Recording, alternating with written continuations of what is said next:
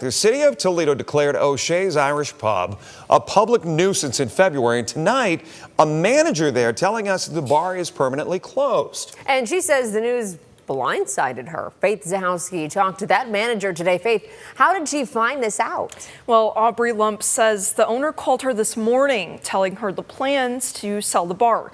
She says business started declining in February when the city put O'Shea's on notice after nearly 160 calls for police response in the last 3 years.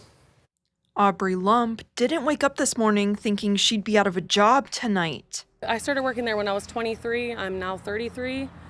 I've made lifelong friends there. I care about the bar so deeply. She's been a manager and head bartender for a decade, but she says things changed after new ownership took over in 2022. That's basically, I would say, when business started skyrocketing and our crowds were getting out of hand. She says the bar was often over capacity and safety became a concern. In February, a woman was hospitalized after being hit by a driver while breaking up a fight outside. That was the last straw for the city of Toledo. They declared O'Shea's a public nuisance, putting it on the code enforcement response team's list to get it back up to code. I wanted to leave, but I wanted to stick it out for the owner, for Sam, for O'Shea's, for the other girls.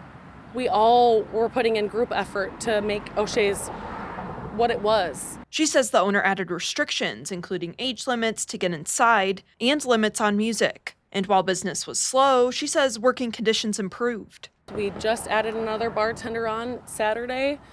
I thought things were looking up. Then this morning, the owner, Sam Musa, gave her a call. He called me this morning to say that he doesn't think he wants to open the bar anymore and that someone is taking over and they're taking a new name in. Which means she was out. And he still didn't give us notice, not even a week.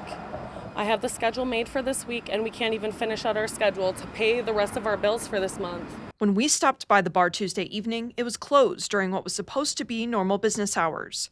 City Councilman John Hobbs told us in February things needed to change. When we told him the owner had closed up shop, he said it was the first he was hearing of it. We reached out to city officials to confirm if the business is still a nuisance property and closed, but they are still working on a response. Either way, Lump is left not knowing what's next. It's a blessing in disguise, yes, but I'm hurt and my whole staff is hurt. And I think he owed us a little bit more than to blindside us this way.